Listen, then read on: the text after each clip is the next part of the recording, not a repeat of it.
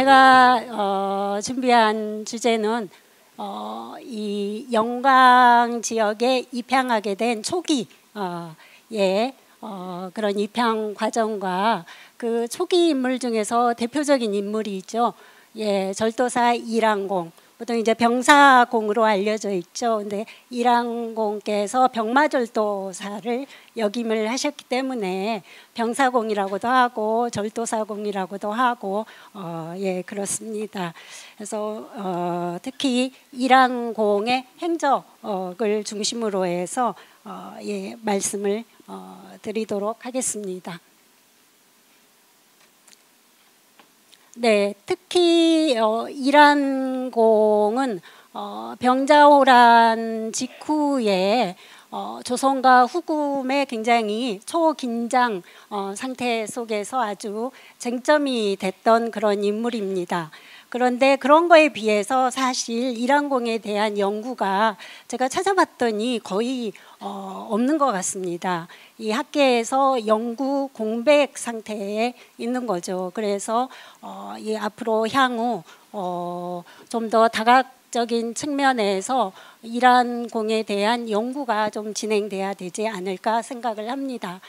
제가 이 발표를 준비를 하면서 자료들을 좀 찾아봤는데 의외로 그 실록이나 승정원 일기 같은 국가의 공식적인 기록들, 그리고 집안에서 내려오는 묘갈명 같은 가전 기록들, 그리고 그 밖에 그 조선 후기에 개인들 기록들, 뭐 사찬 역사서나 문집이나 야사집이나 이런데 빠지지 않고 거의 대부분 이란공의 사건이 얘기가 되고 있습니다.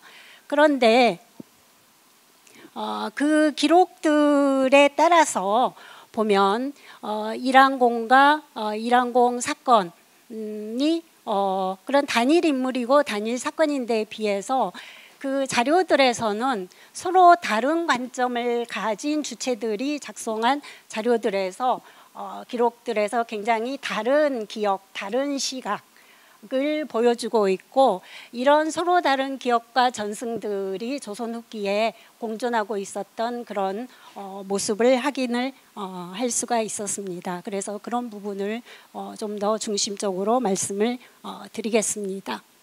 네, 먼저 효령대군 후손의 영광 입향과 단지동 정착 과정입니다.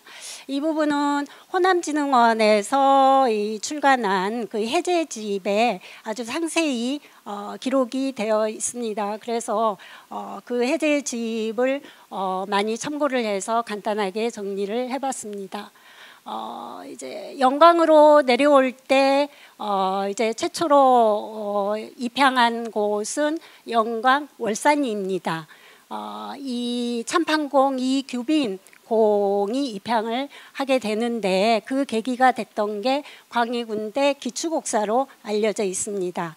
기축옥사라는 거는 영창대군을 강화도에 유배 보내고 임목대비를 유폐시킨 사건이죠.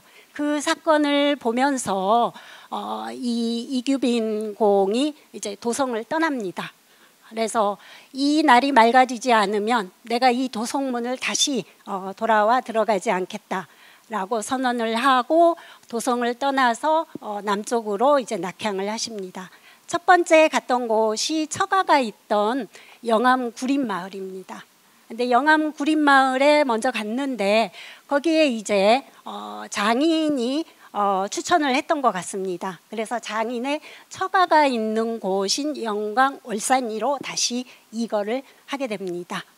그리고 이제 이규빈 공의 손자대인 판서공 이상영공대의 이제 영광 홍농 단지동으로 이제 근거지를 옮기게 되는데 그 계기가 됐던 게 바로 부친인 이란공의 묘를 홍농 죽동에 조성한 것이 그 계기가 된 걸로 추정을 하고 있습니다.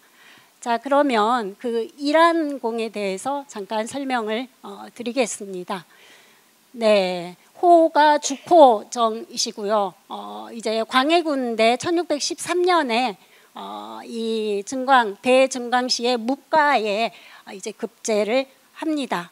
그 최석정의 묘갈명에서는 1614년 갑인년에 묵가에 급제됐다고 기록을 하고 있는데, 이 이랑공이 묵가에 급제하던 당시에 그 합격자 명부죠.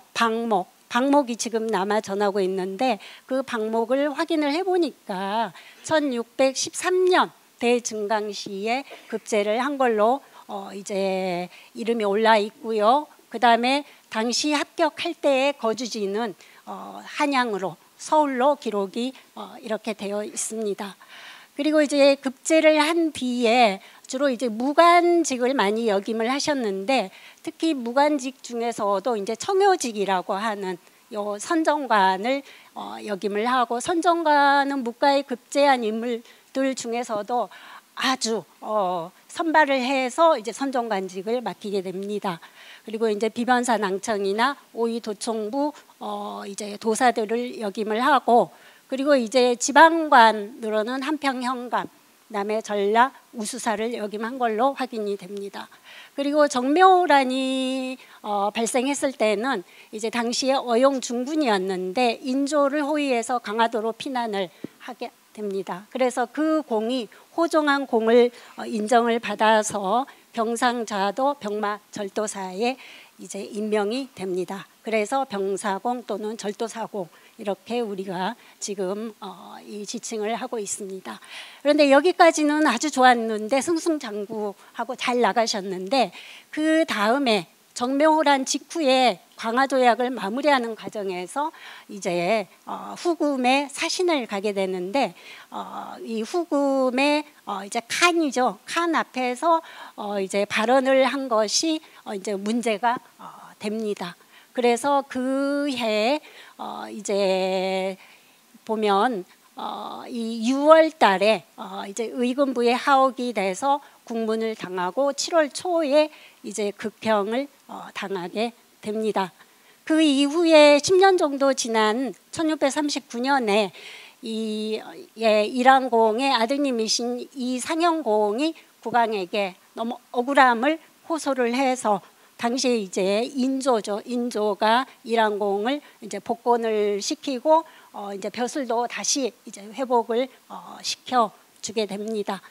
그래서 이제 관작이 이렇게 복권이 된 이후에 이제 홍농읍 죽동에 이제 이상영공의 그 아버님의 묘를 조성을 하고 이제 단지동으로 인근인 단지동으로 정착을 하게 된 걸로 이제 알려져 있습니다.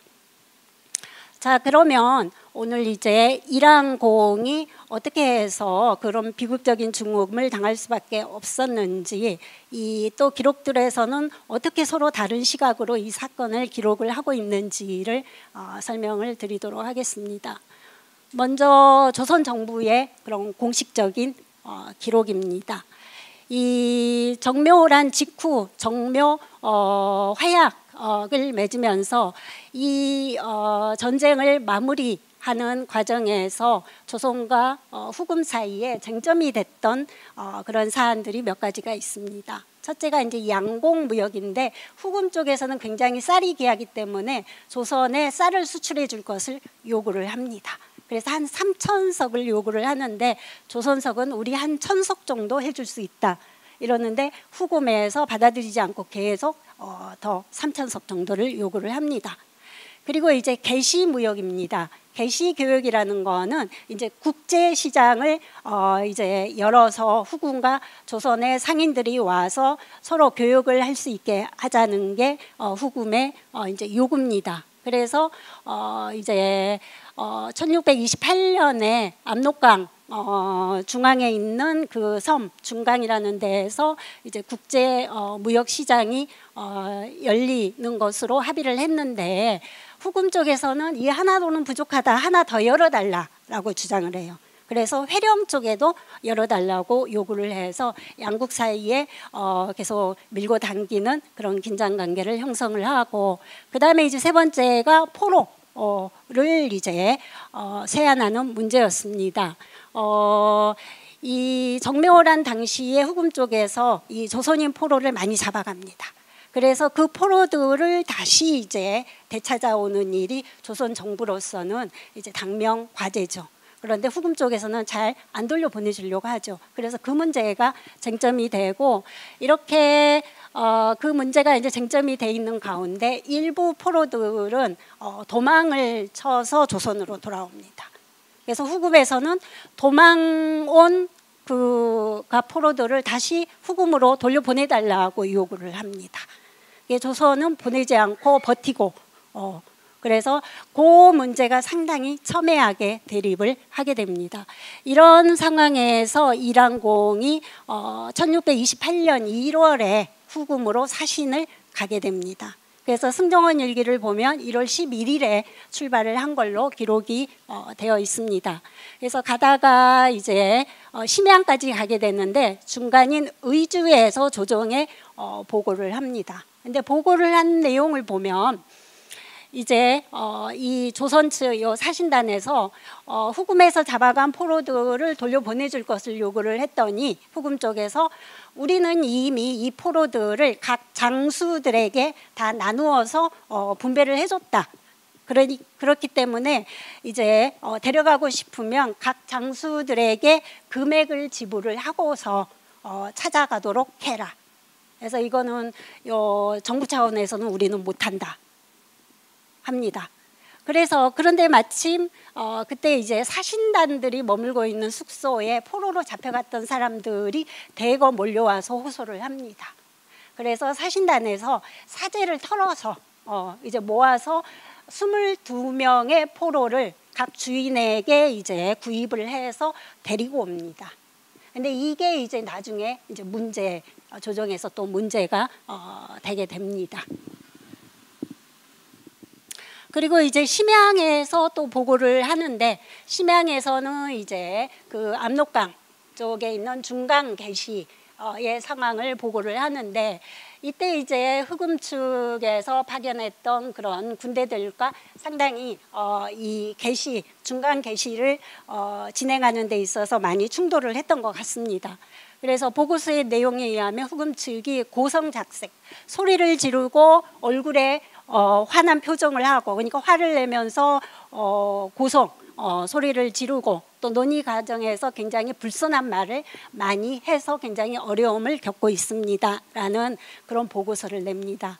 이거를 보면 교섭 과정에서 후금에게 상당한 수모를 겪으면서도 이 교섭을 진행했던 거를 우리가 짐작을 할 수 있고 그렇기 때문에 이러한 그 공로를 인정을 받아서 4월 달에 사신단이 돌아왔을 때 인조는 왕이 진심으로 주선해서 이 계시 등의 사안을 잘 결말지은 공로를 인정해서 논상을 합니다. 그래서 가자에 상을 내리는데 가자는 이제 승진입니다. 품계를 올려주는 승진이죠. 그래서 승진을 시켜줍니다.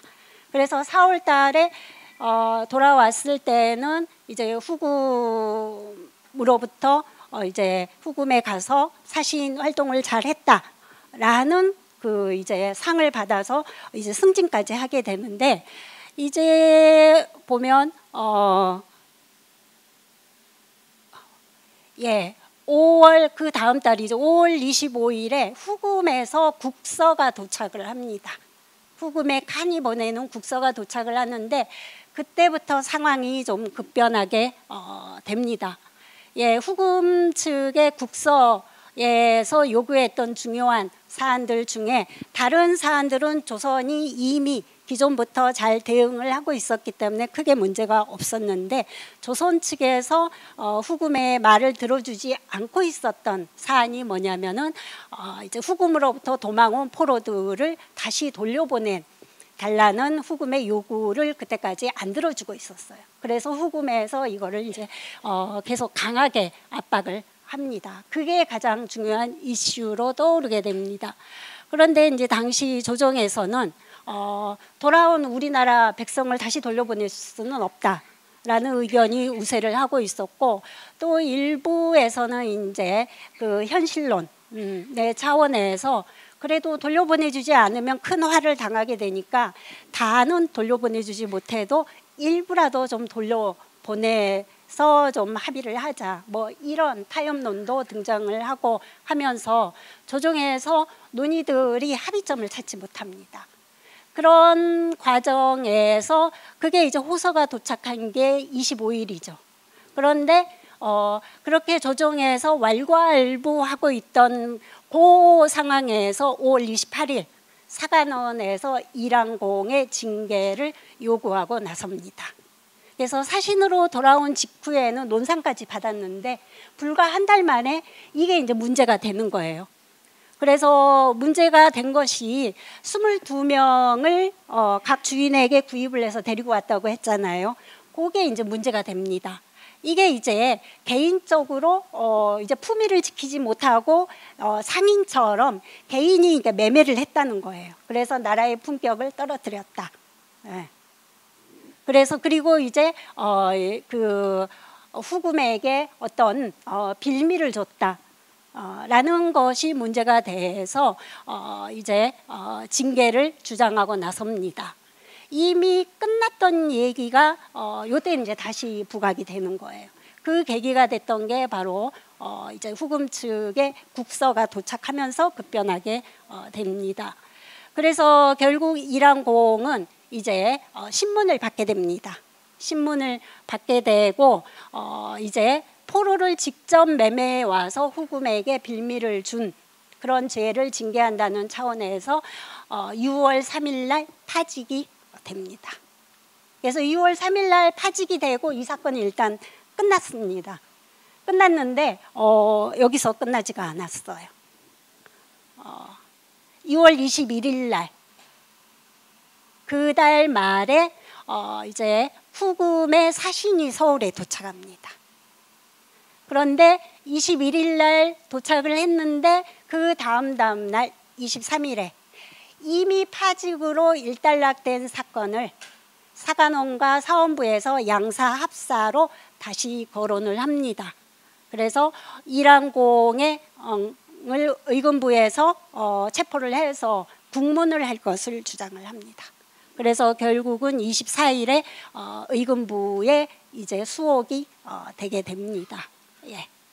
그래서 이거는 후금의 사신이 이제 서울에 도착하면서 새로운 이슈가 등장을 했다는 거죠. 예. 이미 파직으로 종결이 됐는데 다시 이제 이 후금 사신이 등장하면서 문제가 됐다는 것은 이제 후금 사신하고 이 사건이 관계가 있다는 것을 우리가 알 수가 있겠죠. 그래서 실제 이제 여기에서 후금 사신이 요구를 한 게 이랑공이 사신으로 와서 칸에게 이 발언을 한 것이 문제가 됩니다. 여기에서 새로운 이슈가. 예. 그리고 이제 7월 5일에 이제 조정에서 부제학 정경세가 차자를 올리는데 여기에서 처음으로 이랑공의 이제 사형을 주장을 하고 나섭니다.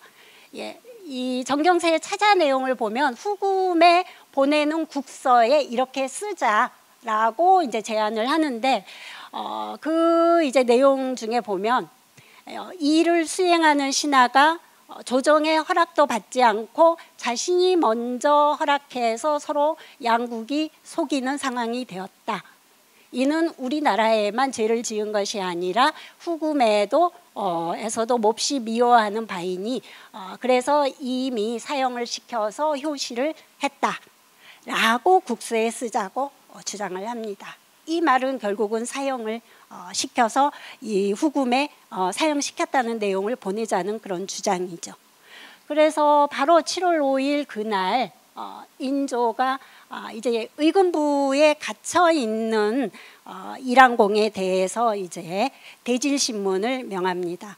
같이 사신으로 갔던 박난영과 그때의 통역관이었던 박경룡과 대질신문을 명령을 하고 그 다음 날 의금부에서 그 결과를 보고를 하는데 뭐라고 보고를 하냐면 이랑공이 따르기 어려운 청을 제멋대로 허락해서 막대한 흔단, 빌미를 일으켰습니다. 나라를 욕보이고 이를 그르친 죄가 실로 죽음으로 속단하기 어렵습니다. 라고 보고를 합니다. 네. 이 말이 무슨 말이냐면 그 후금 측에서 도망간 포로들을 계속 세안해 줄 것을 요구했다고 하죠. 그래서 사신으로 갔을 때 이란공에게도 요구를 합니다. 그랬더니 이란공이 조선의 정부와 상의를 해서 답변을 해야 되는데 너무 멀리 떨어져 있으니까 쉽게 시간이 걸리잖아요. 그래서 그 압박을 임기응변으로 넘어가려고 내가 조정에 가서 이제 상의를 해가지고 회답을 하겠다, 이렇게 대답을 한 거예요. 그런데 후금 측에서는 이거를 이란이 사신으로 와서 도망인을 세안해 주는 것을 동의했다, 허락했다라고 주장을 하는 겁니다. 그런데 조선 정부의 입장에서는 그런 적이 없잖아요. 그 사이에 이란공이 사신이 낀 겁니다. 예, 그렇게 된 겁니다. 그래서 이게 결국은 따르기 어려운 청을 제멋대로 허락해서 빌미를 주었다라는 그런 제목이 된 겁니다. 그래서 이 제목으로 7월 7일 날, 그 다음 날이죠, 당고개, 여기 당고개는 상계동의 당고개역이 아닙니다. 용산에 있는 지금의 신계동입니다. 에서 사형을 집행을 하게 됩니다. 네, 그런데 이 흥미로운 거는 여기서 끝나는 게 아니라 사형을 집행한 다음에 조선에서는 후금에 국서를 보냅니다. 그 국서의 내용에 보면 우리가 중간에 자기 마음대로 이제 그 답변을 한 이란공을 우리가 사형을 시켰다. 그리고 도망온 도망포로들을 다는 아니지만 우리가 일부는 이렇게 다시 보낸다. 그러니까 가능하면 그 도망포로들을 받게 되면은 좀 속한을 시켜서 다시 보내달라라고 국서를 써서 보냅니다. 예. 이 제안을 후금에서도 수용을 하게 됩니다. 그래서 양국은 포로 세안 문제를 이렇게 일단락을 짓게 됩니다. 그런데 이때 국서를 가지고 갔던 사신이 다시 돌아왔을 때 인조가 그 사신에게 물어봅니다. 갔더니 오랑캐가 이란의 죽음에 대해서 어떻게 반응하느냐 하고 물어봐요. 이거는 이제 사적으로 물어보는 거죠. 그랬더니 사신이었던 정문익이 자, 후금 쪽에서 이란의 죽음을 듣고 서로 돌아보며 웃었습니다. 예. 기뻐하는 뜻이 있는 것 같습니다. 그러니까 후금 쪽에서도 이렇게 수용할 수 있는 수용이 된 거죠. 예. 그래서 이거를 보면은 이란공의 죽음은 조선과 후금 양국 간에 서로 명분과 실리의 균형을 갖추는 하나의 절충점으로 작용을 했다는 것을 우리가 알 수 있습니다. 그리고 10년 후에 사형을 명령한 인조가 본인이 직접 다시 복권을 하고 했다는 사실은 결국 양국의 그런 외교적 긴장 관계 속에서 그 사건이 정치적으로 이제 판정을 하고 했다는 거를 우리가 보여주는 그런 시사한다고 할 수가 있습니다. 이게 이제 정부의 공식적인 기록입니다. 국가의. 그럼 이 사건에 대해서 그럼 정부의 공식 기록이 아닌 집안에 전해 내려오는 그 기록은 어떤가, 똑같이 이해를 하고 있는가 궁금하잖아요. 그 대표적으로 제가 이렇게 분석을 했던 게 최석정의 묘갈명을 분석을 해봤습니다. 예, 이 묘갈명은 1710년경에 이상현 공의 아들 형제가 최석정에게 청해서 작성을 해준 겁니다. 이거는 어떤 양국의 외교적 긴장 관계 속의 한 사건으로 설명한다기보다는 이란공을 중심으로 한 개인의 서사로 재구성이 되고 그 서사에서는 이 사건을 바라보는 시각이 다르게 나타납니다. 먼저 사건의 발단인 도망포로 세안 문제에 대해서 최석정은 어떻게 쓰고 있는가. 이 최석정은 이란공이 사신으로 가서 이제 답변한 내용을 이렇게 쓰고 있습니다. 우리가 돌아가서 조정의 아래여서 국서를 올려서 마땅히 회답을 하겠다. 그러니까 허락을 한 게 아니라 가서 조정에 가서 상의해서 회답을 하겠다. 이렇게 답변을 했다는 겁니다. 그리고 후금에 좀 기다려라. 왜 이렇게 우리를 재촉하냐? 오히려 당당하게 답변을 했다는 것입니다. 예, 이거를 보면 이란공은 사신으로서 아주 적절하게 대처를 한 것이라는 거 보는 거죠. 다만 그때 당시의 조정이 굉장히 긴장 상태에 있었기 때문에 이 사건에 대해서 굉장히 과도하게 엄격하게 이제 처리를 했고, 그래서 과중하게 죄를 부과한 것으로 최석정은 쓰고 있습니다. 이것은 국가의 기록에서 이제 그 개인 멋대로 허락해서 나라를 욕보이고 일을 그르쳤다는 입장하고는 완전히 반대의 시각이라고 볼 수가 있는 거죠. 네.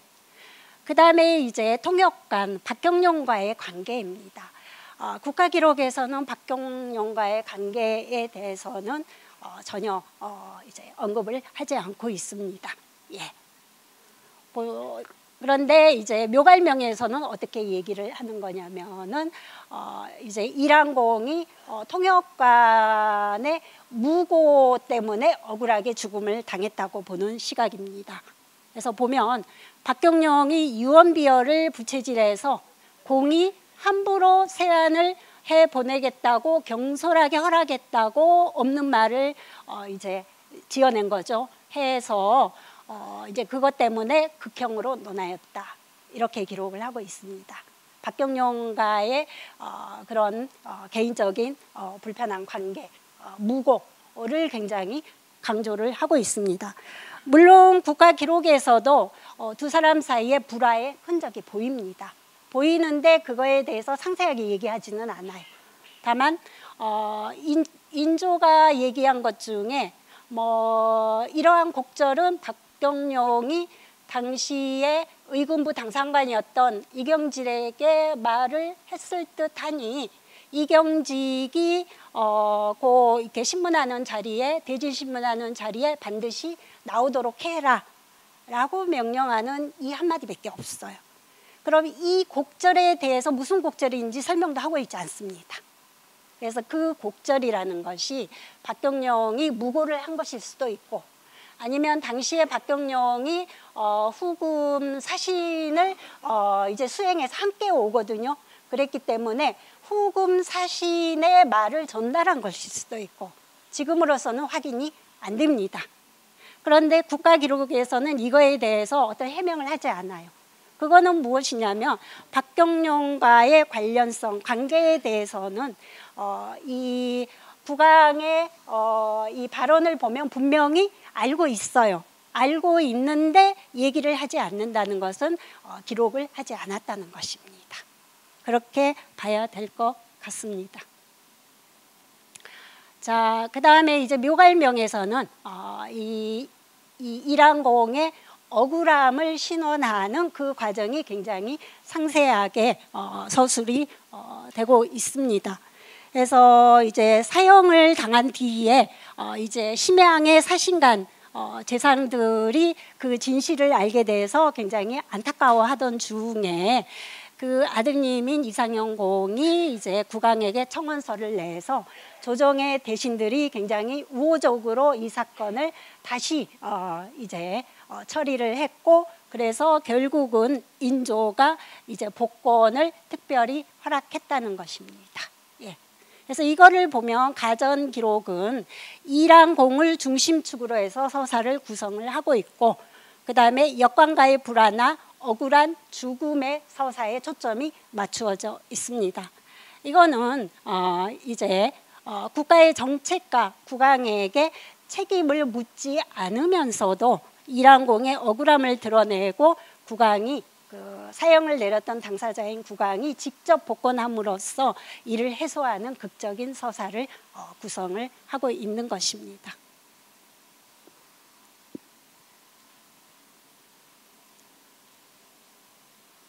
시간이 많이 됐죠? 5분만 더. 예. 그 다음에 이런 국가기록과 가정기록은 그 시각이 완전히 다르죠. 그래서 그 기록 자체가 다르게 나타나고 있는데, 조선 후기의 다른 사천 역사서들이나 야사집 기록들에서 이 사건이 이제 그 초록이 되고 그다음에 전사가 되면서 광범위하게 전승이 되고 있습니다. 그래서 먼저 대표적인 대동야승을 보면은 이 사건이 발단하게 된 그 계기, 직접적인 계기를 이제 후금 사신으로 왔던 요 중남이라는 인물이 조정에 이제 그 문제 제기를 하면서 요 국문 사건이 시작이 됐다고 기록을 하고 있습니다. 그리고 이제 당시에 국왕이 오랑캐가 돌아간 뒤에 처리하자라고 했지만 당시에 신하들이 오랑캐들이 보는 자리에서 죄를 주어야지 효과가 있다라고 주장을 해서 했다는 그런 기록들도 나오고 있습니다. 그래서 결국 양국의 대립과 긴장관계 해소를 위해서 이란이 희생이 됐다는 것을 우리가 시사한다고 하겠습니다. 그리고 그 위에 연료실 기술이나 조야 지묘 같은 이런 개인 기록들에도 이란공의 사건이 굉장히 간단하게 기술이 되고 있습니다. 대체로는 아주 기본적인 구성을 하고 평가나 이런 거는 최대한 배제되어 있습니다. 그리고 개인 문집들에서도 이제 상당히 널리 이제 관련 기록들을 확인을 할 수가 있습니다. 그래서 보면 조선 후기에 그런 다양한 개인 기록들에서 이 사건이 재구성이 돼서 널리 전승이 되고 있었던 것을 알 수가 있습니다. 그래서 마지막 맺은말입니다. 맺은말을 한번 읽어보도록 하겠습니다. 이란공의 행적은 국가 기록에서는 양국 간 외교적 긴장 속에서 이루어진 처벌로 재현이 되고 있고, 가정 기록에서는 억울한 누명을 쓴 충직한 사신의 이야기로 개인의 삶과 명예 회복에 초점이 맞춰져 있습니다. 그리고 사찬 역사서와 문집과 같은 개인 기록들에서는 국가 기록에서는 찾을 수 없는 그런 세밀한 부분까지 기록이 되고 있는 부분도 있고, 또 한편에서는 굉장히 간단하게 이게 언급이 되고 있는 등 다양한 방식으로 기록되고 있는 것이 보입니다. 이처럼 동일한 사건과 인물을 둘러싼 그 기억이 한 가지 방향이 아니라 서로 다른 주체들의 입장과 목적에 따라서 다원적으로 구성이 돼서 각각 전승이 되고 있는 양상을 보여주고 있습니다. 결국 이는 조선 후기 사회가 과거를 기억하고 서사를 구성하는 방식, 그리고 공적인 기록과 사적인 기록이 서로 다른 층위에서 어떻게 작동을 하고 있으며 그 안에서 개인의 행적이 어떤 의미로 재해석되고 있는지를 잘 보여준다고 생각을 합니다. 네, 그래서 이란공의 행적에 대한 다양한 기록의 전승은 조선 후기 사회에서 기억이 형성되고 유통되는 그런 방식, 그리고 그것이 당대 권력 구조와 어떻게 연동되어 있는지를 너무나 잘 보여주고 있는 그런 귀중한 사례라고 생각을 합니다. 이상으로 제 발표를 모두 마치도록 하겠습니다.